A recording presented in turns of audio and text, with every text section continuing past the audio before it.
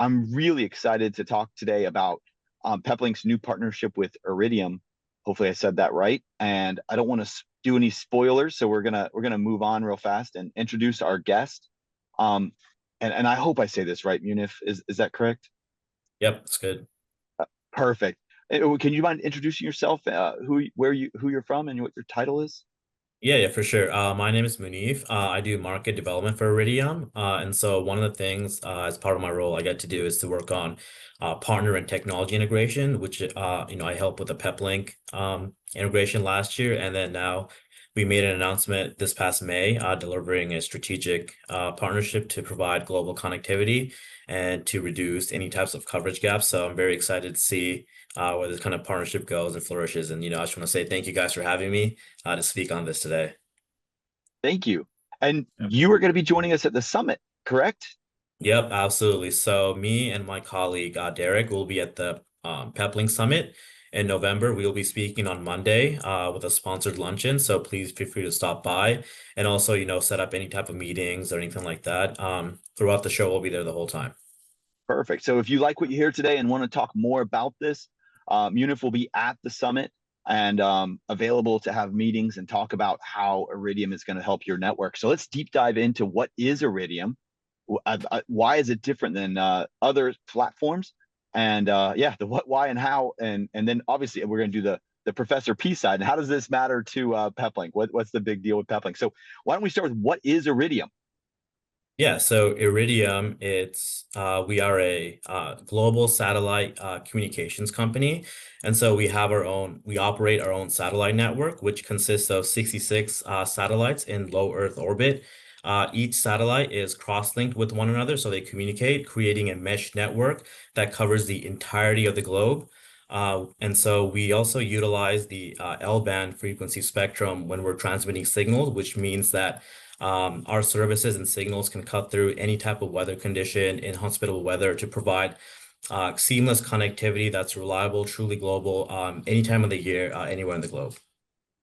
Okay, so I got to I ask think a that funny question about this then. Sorry, Yeah, go sorry, for it. Travis. go So Peter. you're low Earth orbit. So Starlink has 12,000. You have 66. Do you guys have to like dodge each other? Like, how does that work? No, so it's like, they're not exactly like at the same distance. So it's like a range. So ours is at I believe 780 kilometers. And so I think it's up to 1200 kilometers is considered low Earth orbit.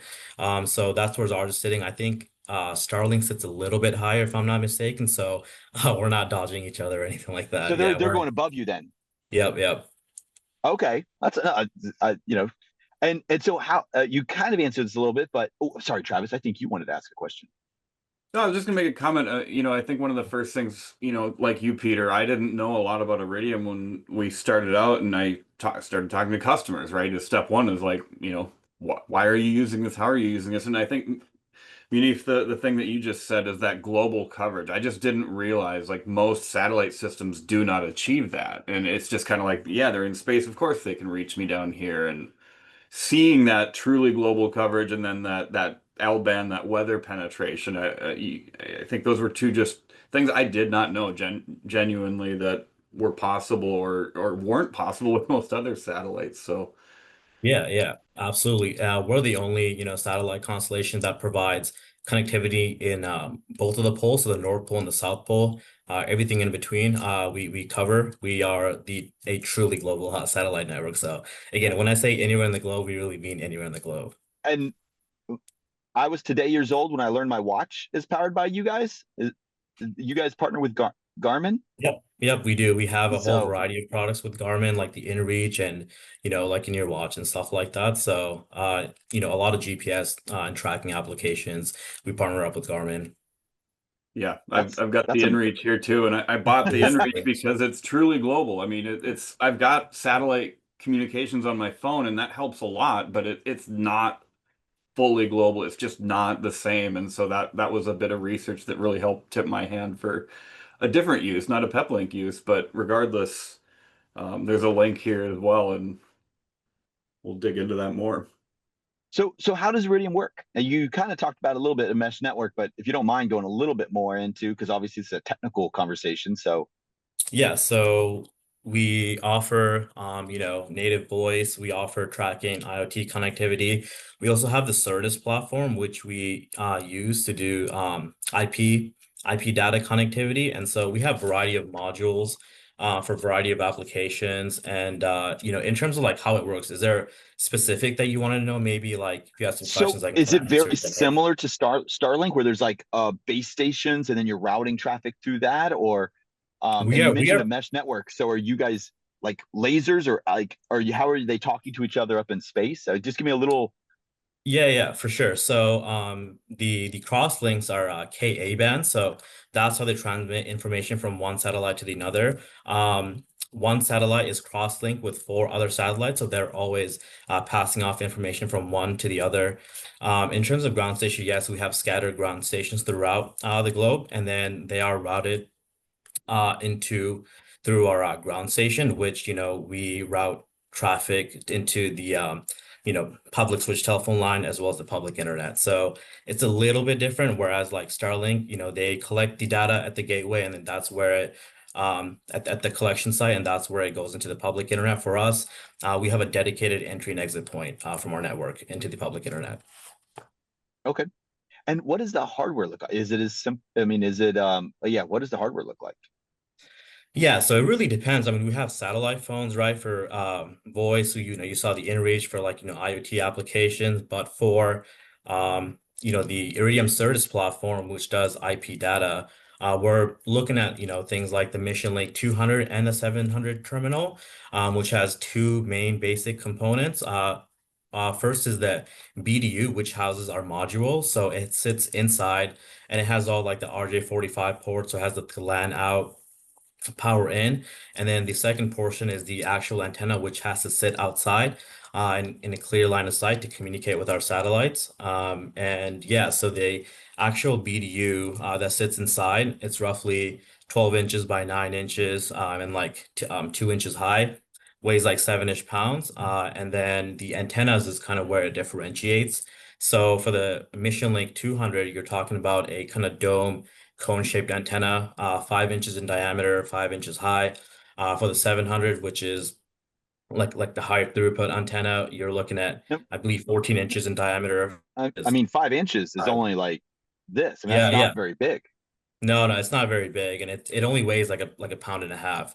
Whereas, That's amazing. but yeah, no, it's great, and it's solid state, no moving parts at all.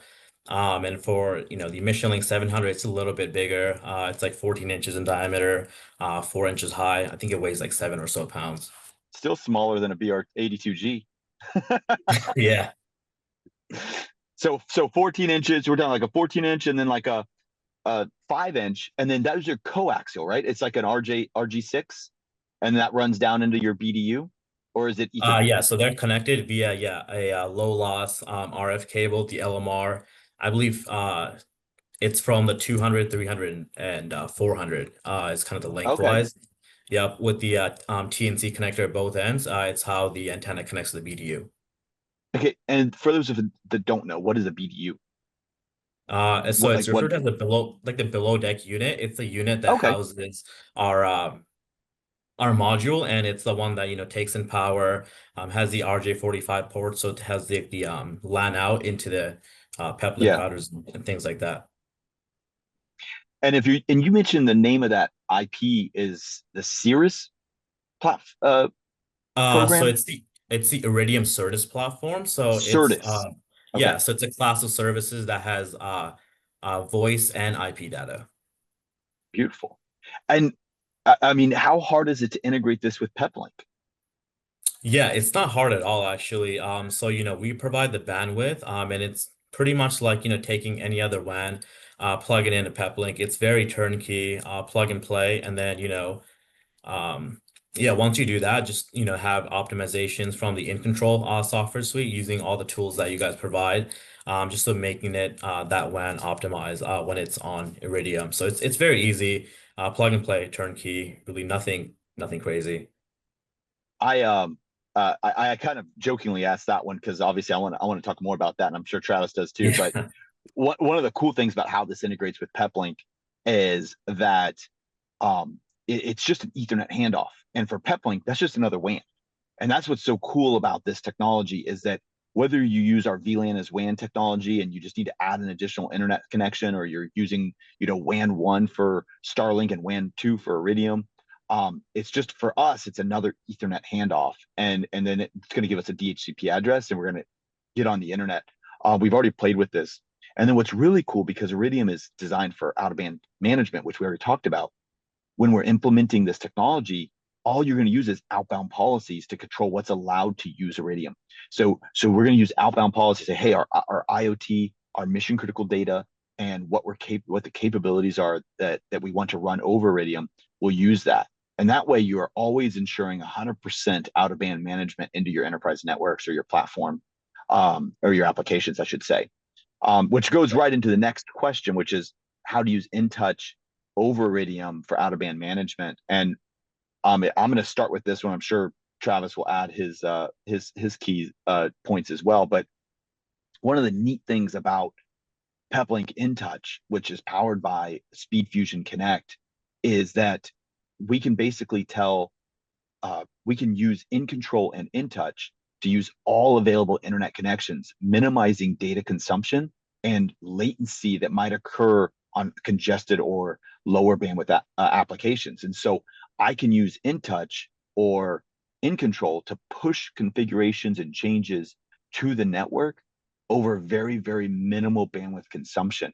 This is where Iridium really plays strong, because now if you need to SSH into a Cisco switch or into your core infrastructure, or you need to remote desktop into some critical application server and reboot something when you have an outage or an interruption of your primary services, that Iridium connection is always there. And being that it's only 5 inches in diameter or 14 inches in diameter, it's very easy to deploy. It's not very intrusive, and we can basically have that emergency backup internet.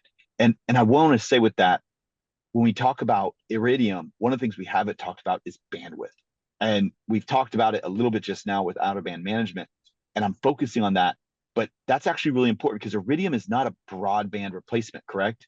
We're not going to get 100 megs of internet on Iridium. Iridium is a mission critical backup service, correct? Yep, Let's go to the next slide, Peter. Oh, is that the next slide? Yeah, I mean, there's just a lot of conversation that we got kind of wrapped up on here. Yeah, go ahead, Munich. So, sorry about that. No, it's okay. Yeah, exactly like you said, we are the communication provider for, mission critical application. And, we're here to serve as like the companion and the backup piece to other forms of WAN. And, because we can cut through any type of weather condition, we provide weather resilient service. We are utilizing the L-band frequency spectrum, and kind of, while we do offer the fastest speeds that the L-band has to offer, one of the things that, we trade off it is the bandwidth. So, we're talking about speeds of from, Certus 200, 176 kilobits up and down. And then for Certus 700, we're talking about, 704 kilobits down, 352 kilobits up. So it's a very different from failing over from something like Starlink, which you have like, like 100 megs per second or something like that. So when we use Iridium for these, backup and companion type solutions, we have to really be careful, because or not careful necessarily, but we just want to make sure that only the mission critical piece of data is the one that travels through. And then, one of the great things about, having all the different tools that you guys offer, SpeedFusion, forward error correction, and all the different parameters that's available in InControl, users can set up different, data limits, parameters, settings within the web configurator for like inbound, outbound traffic rules to optimize the traffic routing, so that, when it's failed over to Iridium, only, certain whitelisted traffic goes through. And, by doing that, we can optimize that, basically, bandwidth pipeline that we offer, but also optimize the actual experience for the user as well. And it also helps prevent things like bill shock, because for certain TCP IP applications and whatnot, data can rack up really quickly if kind of unmonitored and unchecked. And so that can cause something like bill shock, which we definitely want to avoid, and it can get very expensive. I think bill shock's a good topic here, because my previous perception of Iridium was that it's frankly an expensive technology, and everything that I've learned since is showing me that it's really not that expensive and it's actually pretty practical for a lot of different customers. But talk to me about what the price point is on those Certus terminals, and then what's a monthly package look like for a user? Yeah, so we go to the market through our service providers and partners. We have many of them. So the monthly service, depending on what value add they might add, and things of that nature, it can vary. I can definitely give you more details maybe at the Peplink Summit, but Yeah. in terms of the actual hardware costs and stuff like that, um, yeah, for like the Mission Link terminals, again, it depends kind of where you purchase it from and stuff like that, but definitely like, $5,000 and up, I would say. hmm Yeah, and Okay, I so think kind of that's like and the high performance Starlink dishes and stuff like that, kind of like that, getting up in there, those mission critical applications, so high band, enterprise applications, things like that. Yeah, definitely. It's really for those customers that one of the customers that we had in mind when we're, working on this partnership and integration are remote network administrators. There were a couple that I spoke to that managed multiple distributed remote sites in the country as well as overseas. And one of the things he told me was that when he experienced an outage, at a site in Australia, he had to get permission from his boss and then actually fly out to Australia on a first class whatever ticket and go to the site and actually flip a cable. And so, make an investment in some of these terminals to like prevent that, being able to do remote, troubleshooting, remote network restoration, remote recovery, and having a, single glass pane view into these various sites. It's like very powerful. And, I think it's definitely worth the investment, because, not only did he have to spend all that amount of money just to like flip a couple cables, flip a couple switches on. But while he's traveling, there's a disruption in the network operation because the site's down. So to prevent all that, I think it's very powerful to use something like Iridium alongside Peplink. Expect, yeah, especially if you think about like a lot of times you can fix something with a simple reboot, whereas if you lose access to the Exactly. internet and you can't access your PDU, you can't access your switch, you can't, like with a simple switch these days, you could SSH in the switch, reset the PoE on a controller and maybe refix the device, or log into a smart PDU and reboot the power to the Starlink or the ISP or whatever it might be out there that's powering that remote facility. And so you're talking about the ability to save very expensive truck rolls, especially after the initial capital investment's done. You then just have this nice backup service that's there, that's available to be used for that mission critical data. Yeah, absolutely. And then, not only is the actual truck roll costly, but that like downtime of that network site is also adds up as well. Exactly. It's like lost revenue. So, it's definitely something that can be prevented with this bundle solutions for sure. yeah, I think what we see is like, with 5G and with the broadband Leo, like Starlink is, those capabilities are new and they're awesome and they're just things that we haven't seen before, and people go all in on them because they unlocked this potential that they couldn't do before. But then they get it done, and then inevitably you're going to have that time when it fails, right? You built this new thing and it's awesome and it's doing things you could never do before, but then all of a sudden it stops working and you don't know why, right? Everybody's going to have that moment, and then you have to figure out what's wrong, right? And if you had all your connections on one satellite constellation, you don't know, right? You don't know if they're having an issue, if you have a power issue, and so that's where Iridium I see is such a lifeline there, right? You've got that really, really, truly global weather resistant, or all these extra properties that really lend themselves to being an excellent backup. And so, yeah, Yeah. giving that lifeline in there, figuring out, are my switches up? Are my satellite terminals up? Where is the problem?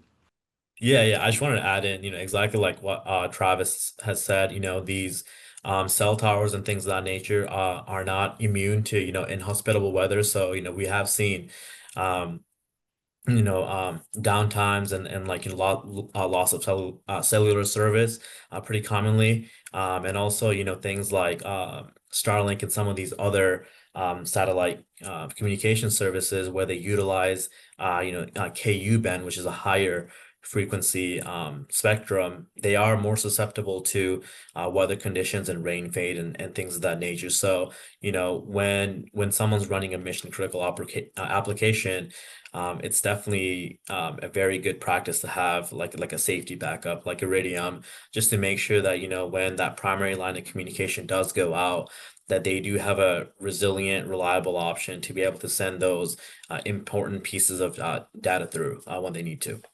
One of the things that I like about this this particular side is we talk about SCADA network sensor data, and the keyword here is telemetry. These things don't require a lot of data. These are kilobits per second. And I've Yep. got customers that telemetry data is literally mission critical, life saving, application critical data that cannot be lost. And they'll, we'll invest a lot of money in bonded Starlinks because of packet loss and things like that. And one of the things that I came to mind, and actually somebody just asked on the question, which is what's our RTT, and this is LEO, so I would assume we're in that same uh, low latency connection, maybe sub 150 would be my guess at being LEO at that altitude. What do you know what your average latencies are? So, in terms of latency, I mean, it really depends. I mean, so for these kind of, IoT applications, I think we say, I want to say like 500 to 800 milliseconds, which is still much Okay. better than, like a geo geosynchronous Yeah.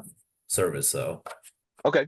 I was mistaken on that one because I was thinking like with the LEO being lower Earth orbit, we might be able to get a little better than that. But so we're at 500 milliseconds, and then 1 megabit per second. I mean, it's like 1 megabit for that telemetry or SCADA sensor data, that kind of stuff. yeah, exactly. And depending on which service you Okay. go with, you're talking about 704 kilobits per second. Yeah. And then you can go down to like the cert is 200 or cert is 100, which you're talking at like 176 kilobits per second, and things of that nature. It really depends on kind of how much data, what type of data that you're sending through, and depending on if you're going to be using that backup often. So it really depends on how the customer kind of configures it and how they want to lay it out. But yeah. And we have customers that use various LEO and VSAT and LEO, GEO, MEO satellite systems for failover connectivity in different stages. And I love this right here with telemetry and messaging. We're able to maintain that mission critical connectivity. But really on these low bandwidth applications, if someone just has a low bandwidth application, they could just use you though, right? Yeah, yeah, yeah. Like Depending on the, sorry, I keep interrupting you. no, Apologies. no, no, that's exactly what I was asking a question. But yeah, I mean, because like if they're using just telemetry and messaging and they're not looking for high bandwidth broadband applications, they want super, super reliable in weather telemetry. They don't need two platforms. They could just have Iridium. Yeah, yeah, for sure. So, if a customer is doing something like just like asset tracking or certain like, key pieces of telemetry for their heavy duty equipment or, certain remote sites and, they're only racking up, hundreds of kilobytes a month or maybe a megabyte a month and stuff like that. We have customers that do use us as the primary kind of, primary line of communication instead of a backup. So we have those customers already that use us as primary just because they're, um, throughput per month is like very low in which they can definitely 100% guarantee that they'll have that bandwidth available at all times and not have to worry about having to fail over or anything like that. Oh, someone just asked a really good question. They said, is it a mesh network? Which we already said it is, so we know Yep. that. Is it so if you were to have two terminals, are you able to communicate directly without touching the earth? That one I don't know. Oh, could you talk Um, terminal to terminal? oh yeah, so like yeah, if it's talking, from like an Iridium phone to another Iridium phone, yeah, it just stays within the network. And it doesn't have to, exit out or go anything like that. Or Okay, do so you we mean could do like, a point-to-point connection between two terminals. Like on uh, like if I have a satellite and a satellite, I could go, or if I had a dish and a dish, I can go from my dish directly to my dish without exiting your network. that's actually good. That's actually a good point. In terms of our data, so like in terms of the mission link terminals, I'll have to double check with my engineers because I don't want to say the wrong answer. I can definitely kind of get back to you on that. Yeah, I'll have to kind of double check and get back to you on that. Actually, Okay. that's a really good question. Stop me a little bit. Mary, we're gonna have to get back. You stumped us on that one, so we'll have to get back to you on Yeah, that. yeah, we'll get back to you. Um, so and then talk about the maritime applications, if you don't mind. I've kind of got this use case slide, and if you don't mind speaking to this. Yeah, yeah, definitely. So it's seam shipping where they're utilizing multiple forms of WANs packaged all into one. So they're using multiple Starlink terminals. They're using 5G LTE with Peplink. So the Starlink terminals, I think it's for like day-to-day daily operations on the ship. And then they're using 5G communications for when they're within 85 kilometers of shore, so they can use the cellular for all their operations, and then they have Iridium as like the last line of defense for like emergency communications when it's a distress or some type of emergency situation, and it's all bonded through the Peplink router, which handles all like the failover piece and things of that nature. So they have a multi-layered communication system in which they have redundant forms of communication, and they have backup when they need it. Yeah, I think that's Awesome. interesting too. The one thing that I see is like there's kind of two paths here. There's folks that started out using just Iridium, and then Starlink came out, and now they've got a whole bunch more bandwidth. And I think some of them thought, okay, cool, now I don't need this Iridium, and that's not true, right? They're very different things. And the Starlink adds more speed, but it doesn't have that truly no country restriction, pole to pole type of reliability. But other people just started with Starlink, right? They found Starlink, the price point was great, and they dove in, and then they hit one of those walls eventually, right? Where they go to a country where it's just they don't have an agreement in there yet, or they hit some weather, so they find their way into needing Iridium because they love the capabilities of their Starlink so much, and so yeah, I think either way, if you're using Starlink you really need to take a look at Iridium and see what that can add to you because they're not competing solutions at all. They complementary to each other and they really Yeah. make each other stronger. And that's, I think, what we really latched onto from the Peplink side is we see how critical this is when people are so distributed now. They need that lifeline. I see this working on a ship. Does this work in motion? Yeah, it does work in motion. Yep. Are there altitude limits? Altitude, I mean, as long as you're in the earth, no. Because we Like, have what about an customers. airplane? Oh yeah, no, yeah, we have customers in aviation as well. So yeah, we serve customers in the maritime space. We serve customers in land mobile. We serve customers who are using it for IoT applications, as well as aviation. So yeah, I think I said all that. So aviation, maritime, IoT, land mobile, and we also have like various government customers. So yeah, you can use it in motion. Because You can use it within the earth. I could see a huge value for this, because when you're in aviation or like, obviously I kind of promote on LinkedIn, been flying around, and I use Starlink, but it goes up and down. It'd be interesting to try your 5-inch dish and see if I can, because I only need is that little tiny bit of data for my avionics, for my avionics updates. It's just literally the satellite updates going into the iPad. And so it's not like I'm trying to do gigabits of data. I'm doing kilobits of data and bringing Right. that data into the iPad. And so it might be really interesting to see if the Iridium works in motion, uh, and keeps that connection live with your kind of global footprint. That'd be a fun one to play with.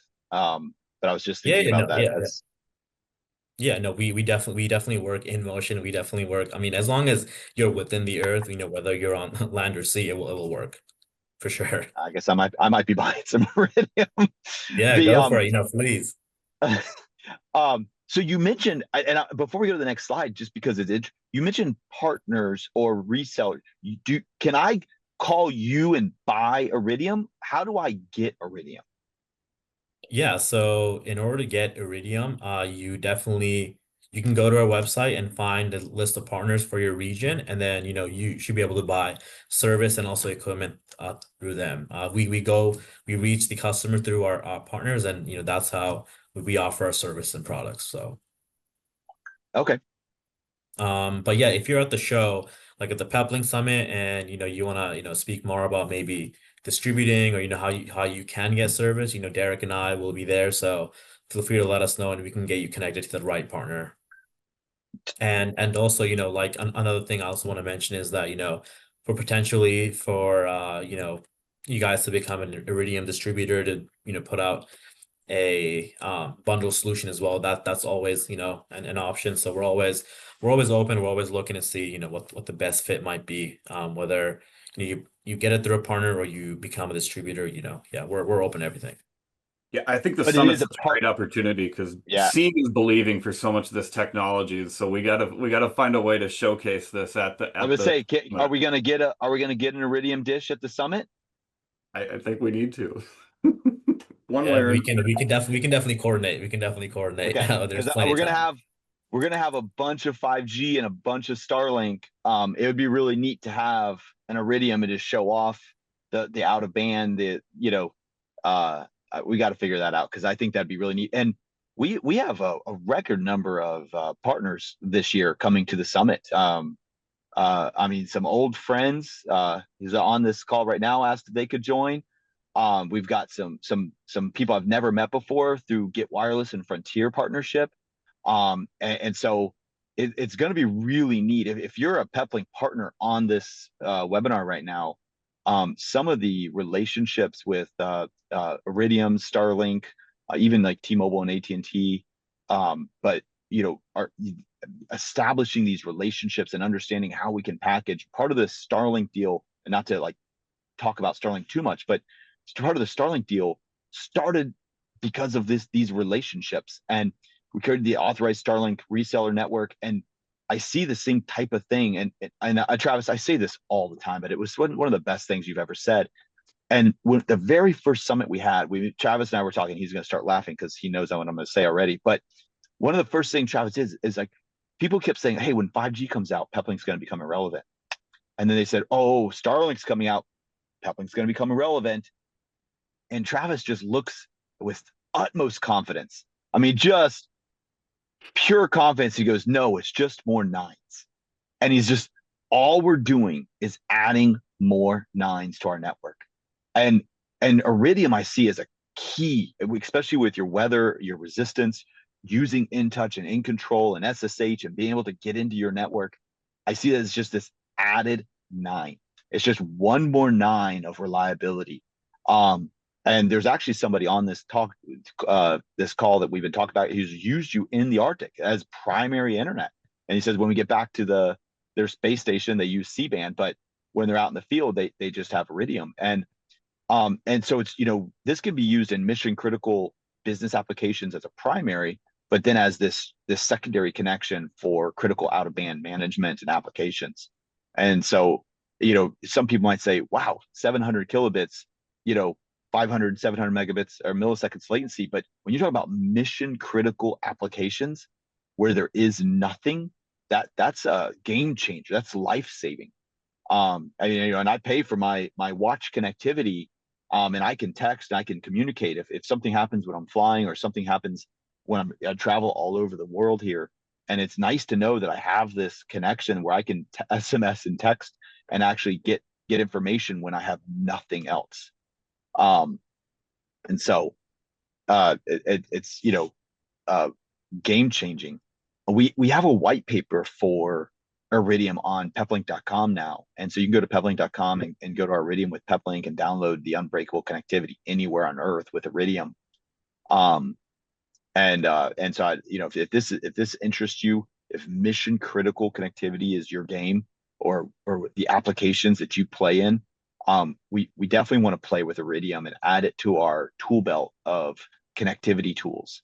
And we've played with this with like SSH over InTouch, the capabilities and the ability to have that that I don't know that last connection that we know is going to exist is game changer for mission critical applications. We do have Yeah, some yeah. questions. With 66 satellites, the terminals will need to see a clear view of the sky from the horizon to horizon, or will there be a break in service on handover? No, we the satellites have, seamless handover. And yeah, so we definitely do recommend when using it to have the best clear line of sight as you can. So, away from any obstruction that you might have, but there will be a satellite in view from horizon to horizon every 8 minutes. So there will be a new satellite, but then we take care of all the handoff and stuff like that. So in that situation, you won't see any disruptions. But if you have a physical barrier that may impede the signal from the actual antenna, that's when you may see um, some type of disruption. But in terms of if you have a Do you- clear view of the sky, the What's satellites, your yeah. focal point? Is it 30 degrees? Do you know what your ideal focal point to access that? Because that range, how much of the sky needs to be visible? Oh, that's a good question. I do have this. It's we recommend clear line of sight. Yeah, let me come back to that one. I think I do have an answer written down, but I think it's within 15 degrees. Either side of the horizon. So I mean, that's actually not that bad if it's 15 degrees. I mean, that's That's what I believe it is. I'll double okay. check. Yeah. Because that would be operable even in like my airplane suction cup to that window like I do the Starlink if you're 15 degrees. Yeah, for sure. I But mean, yeah, we definitely recommend as best, clear line of sight as you yeah, can, but of I course. believe that's what it is. So Eric asked how to set up failover and Iridium and in control. So you could set up outbound policies, Eric, and in control to basically control what data is allowed. I recommend always using outbound. I'm a big fan of outbound policies rather than WAN priority because you're always waiting for that WAN to fail. And so, unless there's a cost prohibitive measure, I love the use of outbound policies as a way to control bandwidth.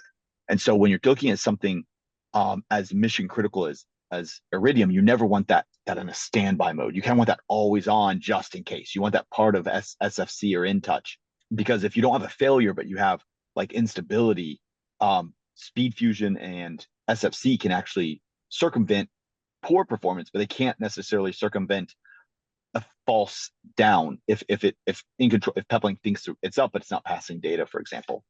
That being said, outbound policies are key. You might refer to those as IPSLAs and other applications or other programs. And so creating an outbound policy that says, hey, all my data, let's just pretend we have, two Starlinks and Iridium. Hey, all my data is by default is going to go out. It's going to least used over the two Starlinks.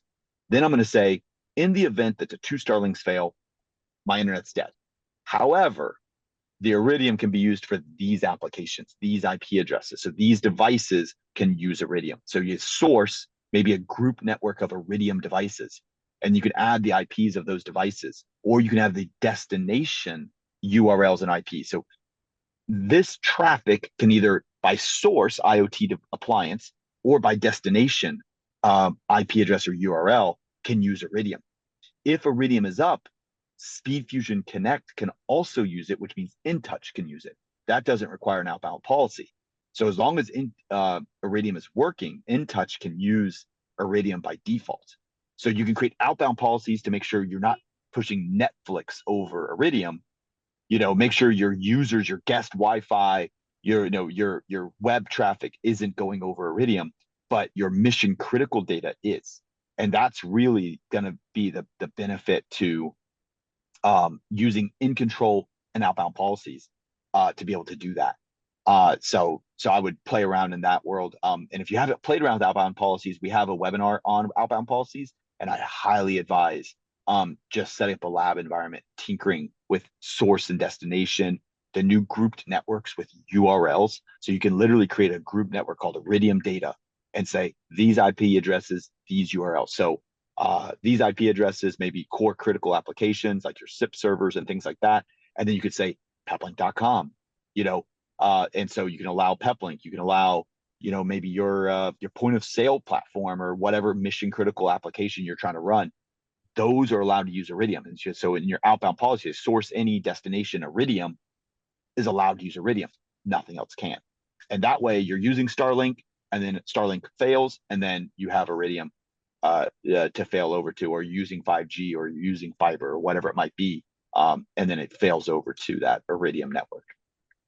Yeah, Point of Peter. sale, an interesting application there, Peter. You got my gears turning there, because it fits the bill of like these are low bandwidth transactions, but there's money, right? People need that stuff to work, and so having that safety net for, a Square terminal, this makes sense, right? Like it does. How much money you're running through and that terminal. It's kilobits of data. It's mission critical, and it's going to work, especially with Speed Fusion like FEC and stuff, where you can make those applications run more smoothly over like Iridium with FEC, like we do with Starlink, right? We trick Starlink by adding FEC to that to help improve or mitigate packet loss. And so these business critical applications, point of sale, critical voice over, red phone voice over IP, right? That's only 64 kilobits if we're using small data voice. Now the 500 milliseconds might be a not super reliable, but it would still work in a mission critical environment. But also those IoT, that mission critical data, in touch, in control, Peplink statuses, the ability to reboot devices, the ability to get in and reboot a PDU or a device connected to a PDU. Yeah, I think a lot of the times what I heard customers saying is they were using it to reboot higher bandwidth satellite terminals. That was like their primary use case, right? Reboot the Starlink, reboot the whatever constellation they're using, but reboot that other device's modem, Like we've all had to do that. Exactly. Yeah, that's exactly the premise we use when we're testing in touch. So when I tested it in my lab, we had the Peplink router, we had Starlink in as WAN 1. We also tested it with the 5G, that the 5G, chip that came within the Peplink router, and also with Iridium as priority 3. We had a IP connected PDU into the LAN port where the Starlink was connected into it, and so we simulated a situation where the Peplink would fail over to Iridium with speed fusion, forward error correction, enabled. And so once that happened, while it was completely on Iridium, we were then able to access the web GUI of the IP PDU to then do a remote power cycle to then restore services of, like you said, the Starlink. So that's really like a very good targeted use case for something like using Starlink. Iridium as a backup solution to Starlink to then restore Starlink. Yeah, it's like the perfect use case. I also want to circle back and kind of mention like the degree of blockage and stuff like that. I said 15, but it's actually 8. I just want to get confirmation. So it's not 15. It's 8 degrees of view on the 8 degrees. 8 degrees. Yep. That's impressive.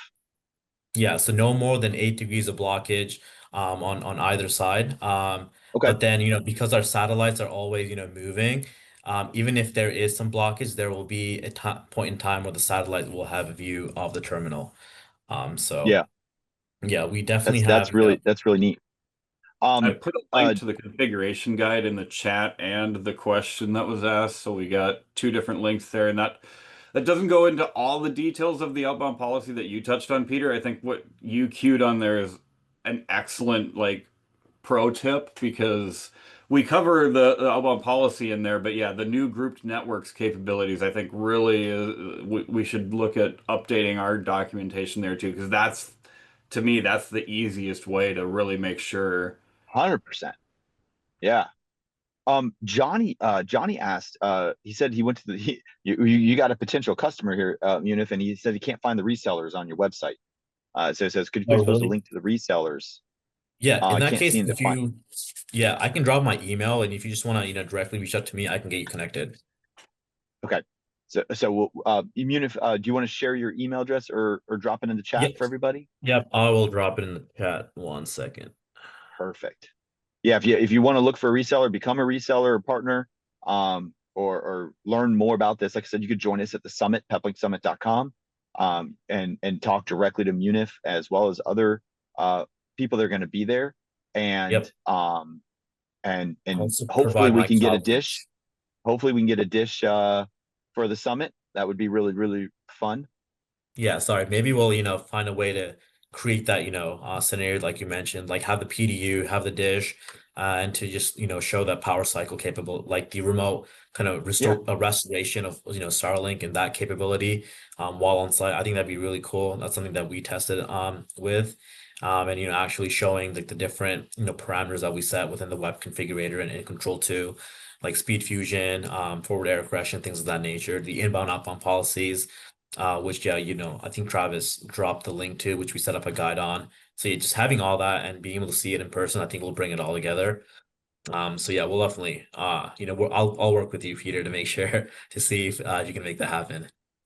Yeah, I would love to. That'd be really fun. Um, do we have any other questions from Munif? I know we've had a really good bank of questions here, so I just want to make sure we cover anybody else's questions. We have, as always, if we didn't answer your question, or if you have questions, you can always email Travis at peplink.com or Peter at westnetworks.com, and we can get you in contact with Munif. We can also get you in contact with a reseller or partner. And then once again, just a little plug since it's less than a month away, but please join us at the summit, peplinksummit.com, and we'd love to have you join us and talk to Munif and other passionate Peplink partners from around the world. So Yep. if there's no other questions, we'll give you guys back a little bit of time. Munif, thank you so much for sharing about Iridium. I actually learn. I mean, I always learn every time we do these things, but I actually learned a lot, and so I'm pretty excited personally about playing with this technology. So, and then look forward to solving some challenges with Iridium, and then seeing you in person at the summit. Yeah, Yeah, for sure. link. Thank you so much for having me. I really enjoyed being here. I can't wait to see how this partnership flourishes and grows and, what we come up with in the future. So yeah, thanks again. And I think there's a lot to look forward to. I'll also get back to, I believe that one person that, raised the question. So I took a note of it. I'll get the answers and I'll get back to you, ASAP. Perfect. Yeah, I Thank you. put a link to register for the summit. If you have not been to the Peplink Tech Summit, oh my gosh, go. Like the energy, the vibe is just insane. Like you just have no idea the buzz in that place. And there's Peter, you and I know who's presenting this year. There's some amazing case studies, like, shock the world kind of customer names out there, and they're doing amazing things with Peplink, and they're coming in person to talk to everybody at the summit. So some of these things we just can't release and announce, but man, it's going to be fun. And yeah, just And get we've got registered new to go. products to announce as well. Yeah. In the VIP swag bag, as always, we try to include something cool, and Peplink is giving a never released product in the VIP swag bag. Ooh. So the VIP swag bag, Peplink really stepped up this year, and I'm pretty excited for that. So if I believe those are shipping out this week for us, so I'm pretty excited for that. And we've got new products, new announcements, special guests, amazing partnerships. The past 3 years, this has really been a West Networks thing. This is no longer a West Networks thing. We got Get Wireless Frontier. We've got, I don't know if I'm allowed to say his name, but he's on this webinar. We've got really cool partners from that are joining us. And I'm just absolutely humbled and excited to see the community engagement, as well as vendors like Solona and Iridium and Verizon and T-Mobile and AT&T that are all stepping up and showing up and want to meet partners and want to connect with the community. And this is partners and users. This is not just a partner summit. This is partners and users. They're real customers that are customers of partners that are coming to learn and share their stories about Peplink. So if I you think haven't, the best part, Peter, is it's the real life Peplink University. You can go take a class from Peter, Professor P, right there. There's all the Peplink training is going to be held on site, so there's just 100 different reasons for you to go if you haven't been. thank you so much, everybody. Have an amazing day, and hopefully you learned something. And if not, email me and we will make sure to fix that. So if you have any ideas for presentations or ideas or for what you would like to learn next, please ask. Travis and I always want to share and communicate with you guys. So if you have an idea for a summit and we use your idea, we'll send you a free t-shirt, as well as, you know, just gives us really content to help the community. And that's what we're here for, is to make sure that everybody has content to help the community. So email us your ideas. Thank you so much and have a great one.